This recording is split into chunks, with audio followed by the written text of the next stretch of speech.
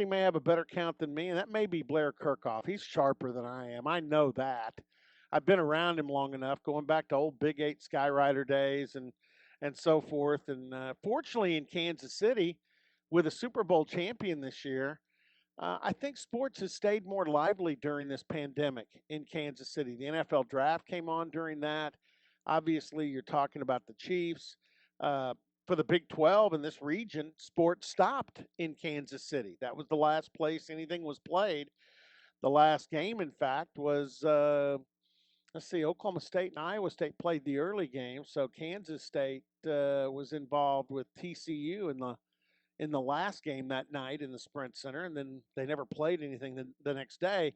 And we bring in Blair Kerkhoff. We start with good morning, Blair. How are you? I'm great, Robert. Great catching up with you. How's your family and everything? How have you weathered this? Have you spent a lot of time in the office at home, or? Yeah, good question. The family's all good. My wife and I are empty nesters, and the kids are all out and Me too. about.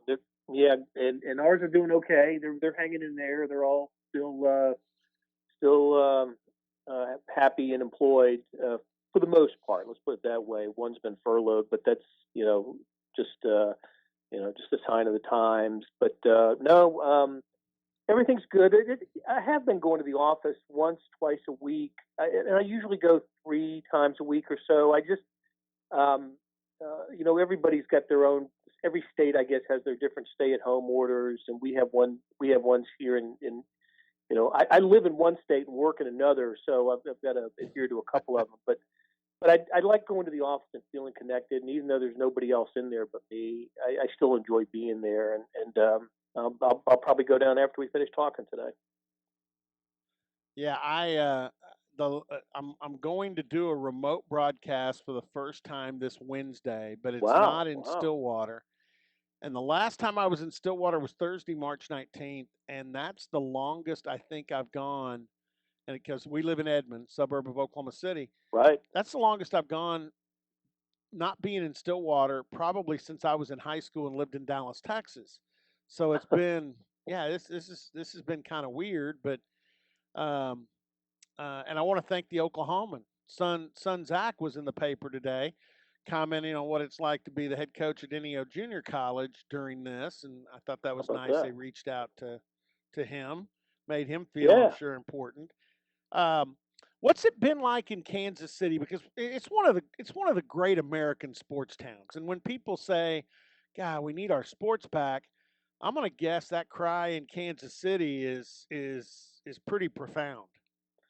Yeah, but I'll tell you, you mentioned it earlier that the fact that the Chiefs won the Super Bowl gives this market it gave them some pretty nice memories to take into this pandemic and to I know that Friday night the Super Bowl was replayed on one of the Fox stations. I don't know if it was the Fox Sports One but one of the Fox stations played the Super Bowl, and people were live tweeting as if they were, as if it were February 2nd. And I bet that game did a massive TV rating in the Kansas City market. So yeah, at least in the parade that was broadcast locally on a local cable has been replayed countless times, and so yeah, here people have had they did have that, and the other thing, and this is of course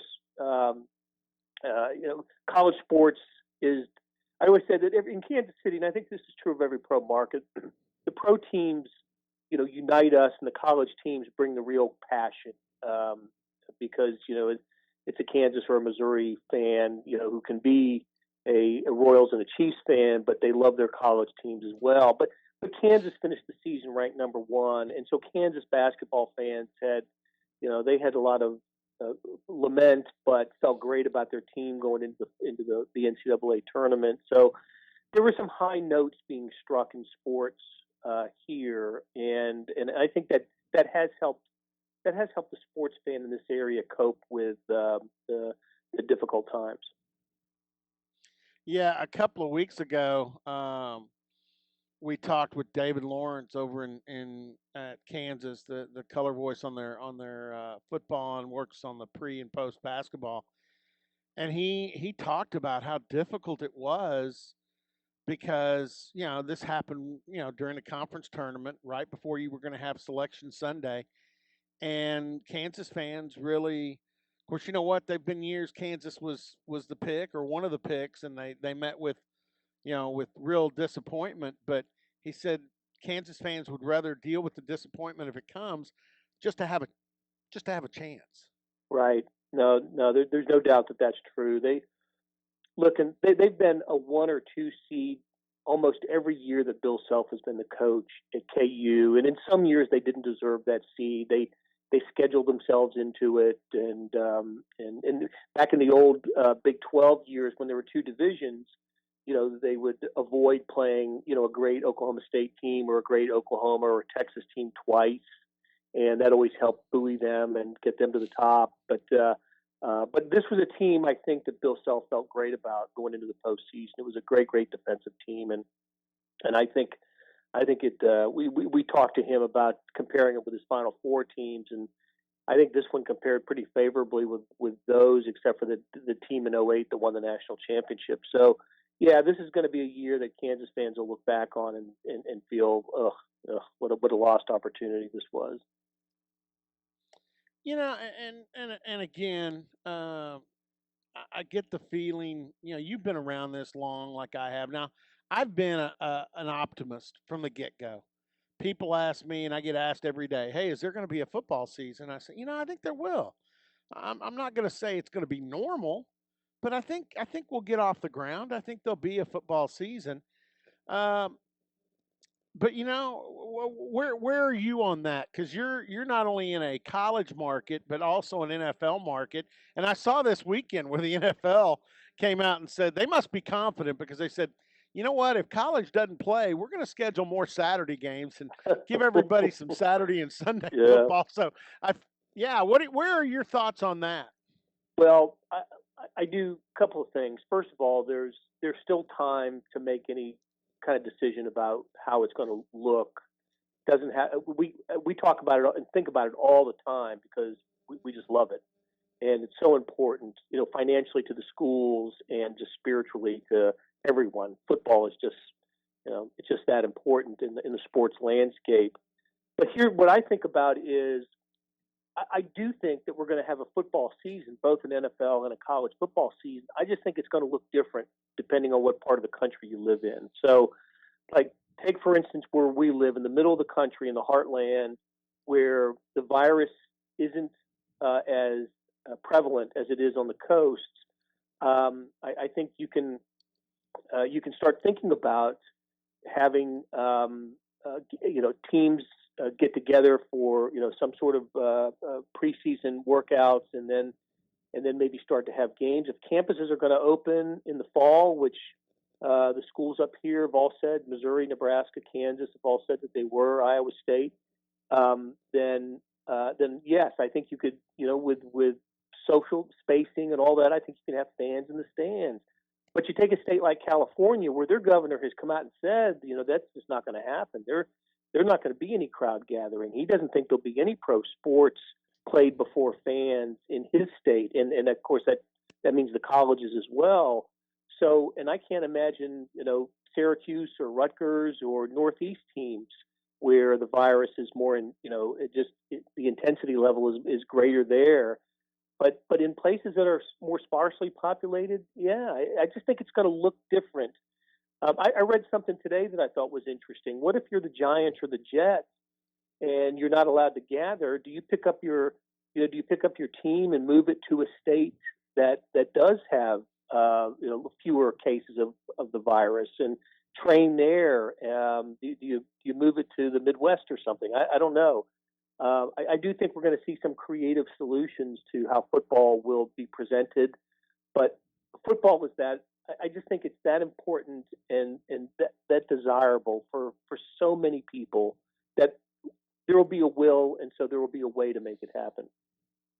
Yeah, I've got to ask you because I was on the teleconference with Mike Gundy 5 6 weeks ago, whatever it was, when he said the things he did, and he was probably very early in saying, "Hey, look, I'd like to get my staff back in the facility in May, and then players as soon as possible afterwards, and talked about the money aspects of it and so forth. And I think a lot of the people that threw the highly critical stories out there against Gundy didn't hear the whole teleconference, because the first 20 minutes were about healthcare workers and the job everybody was doing. And I mean, I even told him later, I said, if you just use the first 20 minutes, you're a national hero. I mean, everybody say, hey, Coach Gundy's right thing. Then you got into the last 10 minutes talking about getting football back, and everybody, took umbrage to that.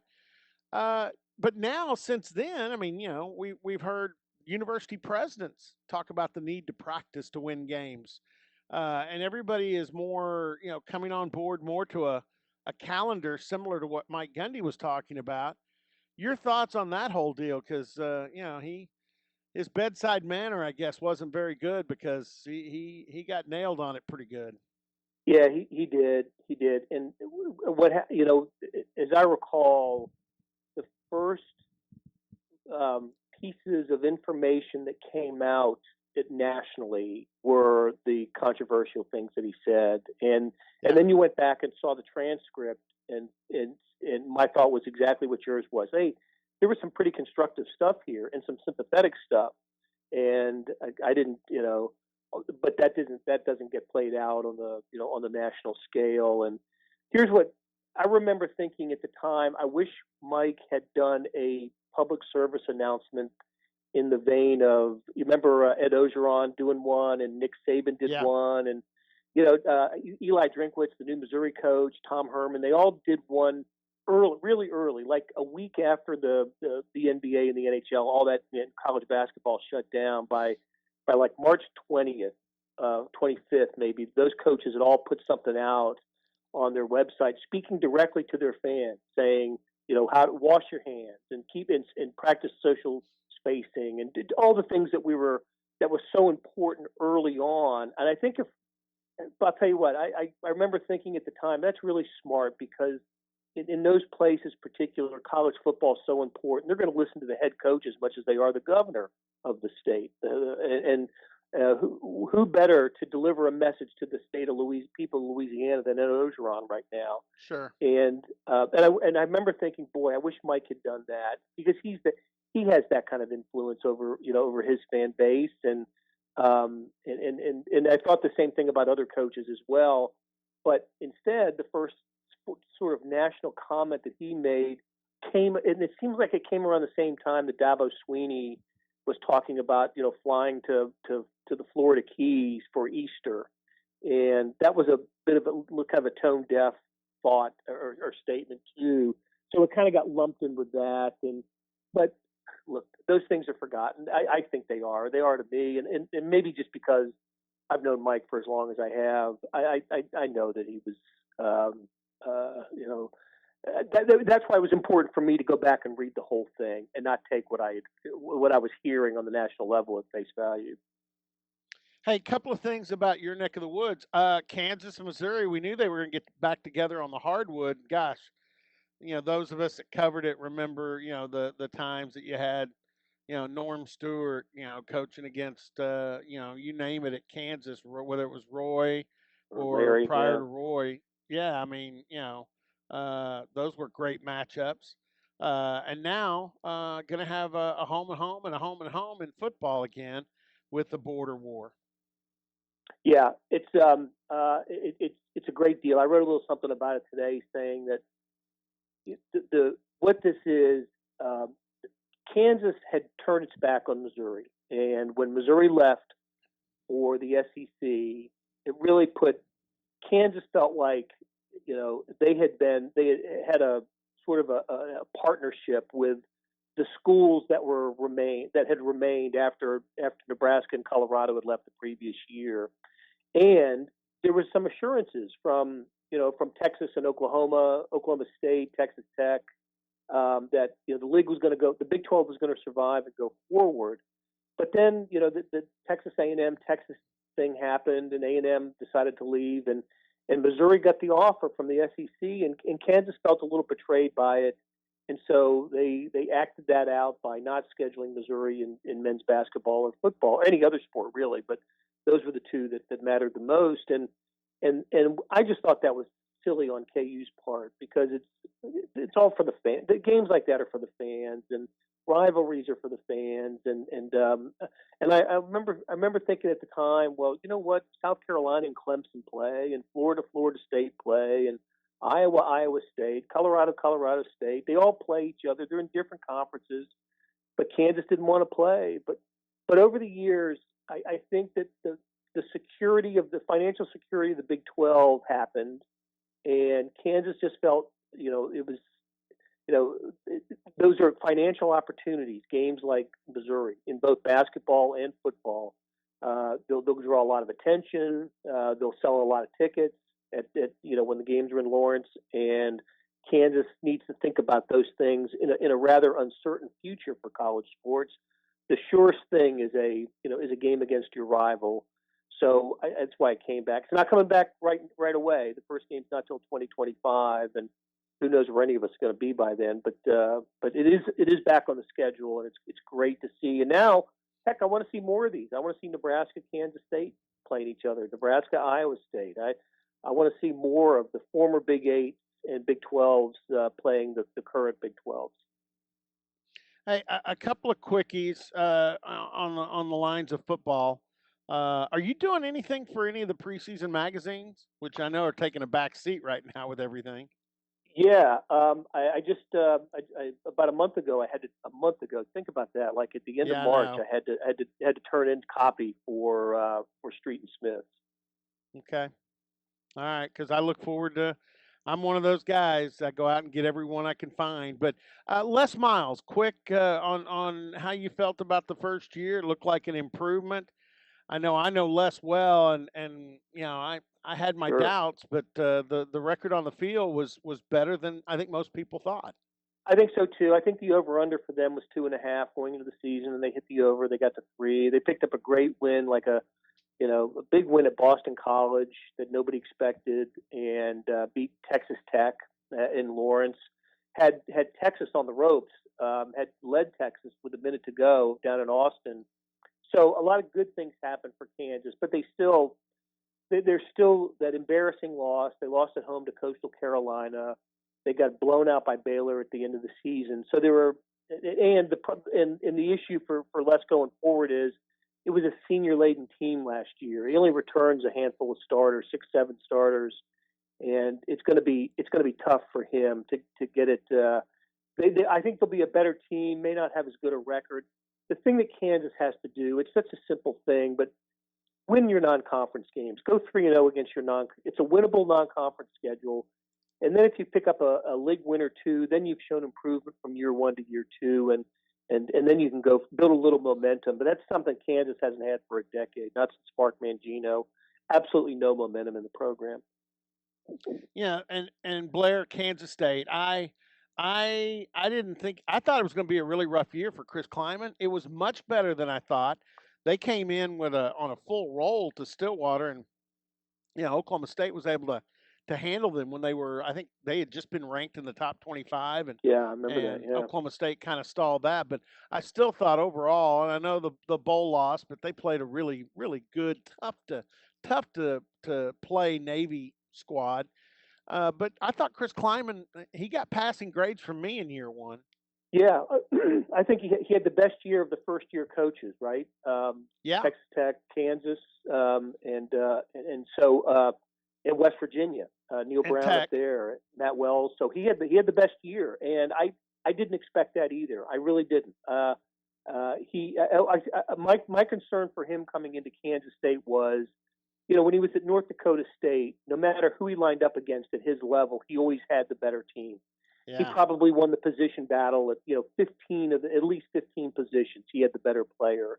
Well, that was not going to be the case when he came to the Big 12, but he's got some coaching chops, and we saw that when Oklahoma went up there to Manhattan. Yeah, so I tell you what, if you're a Kansas State fan, you're pretty excited about him, his coaching.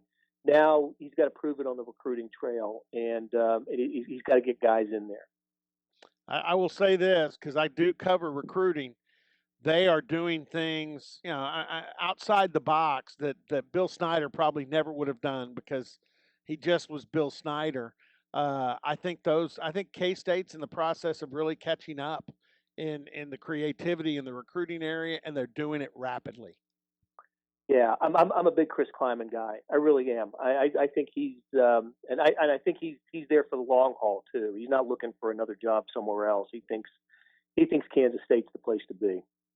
Yeah, I'm a Blair Kerkhoff guy. Now you got to help me out because my son's player who got made the Chiefs last year wins a Super Bowl. Darwin Thompson, and now the Yeah, Chiefs yeah. draft a big time running back. He's got to fight to hang on to his spot. He does. I'll tell you what. I thought he was going to have a Super Bowl touchdown. He had the first So did crack at a I. first and goal at the one. He had the first crack and didn't get in. But no, I think he's. You're right. They drafted a running back in the first round. He's going to get carries. But I'll tell you what. The attrition level at that position at the NFL is remarkable. You never finish with a guy you start. And Damian Williams has been the Chiefs' primary postseason running back since he's been there, but in the last couple of years. But he's only rushed for 400 yards in the regular season because he's hurt and he gets banged up. It's a committee thing. It's the style of the offense. I'll tell Yeah. you what, running backs for the Chiefs and the NFL in general, but the Chiefs in particular, just get beat up. They do so much blocking. They get and Darwin Thompson is as small framed as he is. He's just a piece of muscle. About a 5'9", 5'10", 100 and whatever he is, 195 piece of muscle. Having to block linebackers and chip tight ends, things like that. He's a tough nut. He'll be on the team. I'm pretty sure he will. I think he'll be on the team as the third running back. And they do like him, and he does contribute on special teams. He Yeah. had a big special teams fumble recovery on a kickoff against the Texans, which was hilarious because I think he thought he was in college at the time. He picks the fumble out of the air and stops, like, okay, I guess can't return this, and then teammates had to tell him go, and almost got in the end zone in the Texans playoff game. Yeah, I remember that. Hey, I'm a big Blair Kerkhoff fan. So again, good luck handling the pandemic. Hopefully, we start increasing a few Yeah. things. I don't know what baseball is going to look like. We'll just wait and see. But I appreciate the time, Blair. Oh, Robert, great catching up with you. I really do appreciate talking to you. I'll look forward to seeing what you wrote in Street and Smith. Appreciate it. All right, bud. Okay, Robert, take care. All right, Blair Kerkhoff from the Kansas City Star.